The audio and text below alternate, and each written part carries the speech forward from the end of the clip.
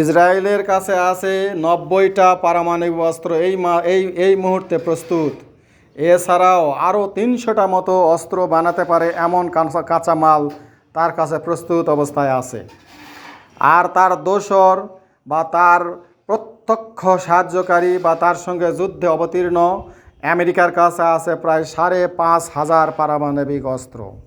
অথচ তারা চাচ্ছে যেন ইরানের কাছে কোনো রকমের অস্ত্র না থাকে, এমনকি পারমাণবিক অস্ত্রের কোনো সরঞ্জাম বা পারমাণবিক চুল্লি পর্যন্ত যেন না থাকে সেই চিন্তা করছে। এত বড় একটা দেশ ইরানের, তাহলে নিরাপত্তার দায়িত্ব কে পালন করবে? Israel, America? যারা ইরানকে ধ্বংস করতে চায় তাদেরই হাতে নিরাপত্তার দায়িত্ব থাকবে। একটা দেশের নিরাপত্তা কেন তারা নিজেরা নিয়ন্ত্রণ করবে না?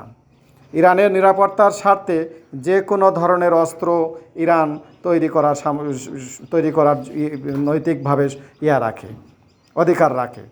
এবং ইরান তো ব্যবহারই করেনি বা বানায়নি এখন, অথচ আমেরিকা, জাপানে পারমাণবিক অস্ত্র ব্যবহার করেছে।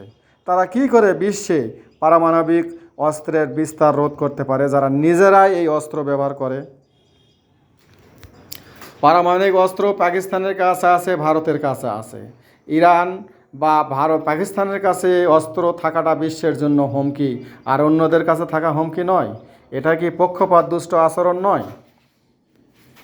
বিশ্ব বা আন্তর্জাতিক আইন বা জেনেভা আইন সব কিছুকে লঙ্ঘন করে কেউ যদি বিশ্বটাকে নিজের মতো ধরাকে সরা জ্ঞান করে, এর জন্য দায়ী কে?